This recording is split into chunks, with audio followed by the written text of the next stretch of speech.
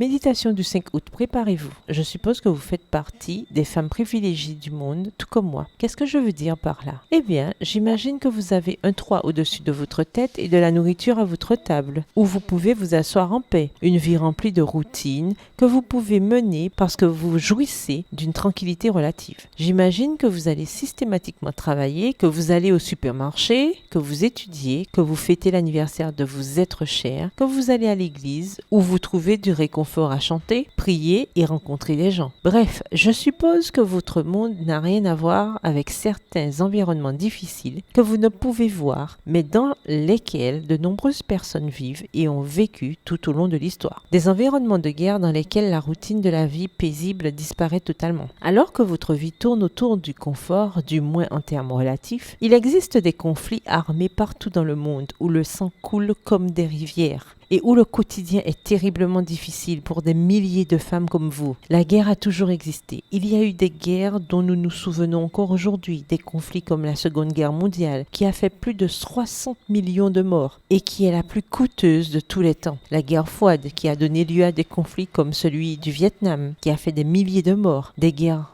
anciennes, modernes et contemporaines, qui remplissent de tristes souvenirs nos livres d'histoire. Et en attendant, que faisons-nous de la paix dont nous jouissons? Comment saurais-je que le travail a commencé? A demandé avec inquiétude une future mère qui en était à sa première grossesse. Je t'assure que tu le sauras, lui a répondu son ami. Non seulement à cause des symptômes que tu auras, mais aussi parce que tu auras cette intuition féminine qui te dira que le moment est arrivé. Généralement, une femme sur le point d'accoucher passe par ces 4 étapes. La descente du fœtus, le détachement du bouchon muqueux, la rupture de la poche des os et les contractions régulières. Ainsi de même, les fidèles disciples du Christ passeront par plusieurs étapes historiques avant que la fin n'arrive. Des étapes difficiles, mais Jésus sera avec vous. Eh bien, que nous ne sachions pas quand il viendra, notre intuition de femme chrétienne qui étudie sa parole nous dira clairement que le début des douleurs a commencé. Préparons-nous donc. Verset du jour, tout cela ne sera que le commencement des douleurs. Matthieu 24, verset 8. Bonne journée, que l'Éternel vous bénisse.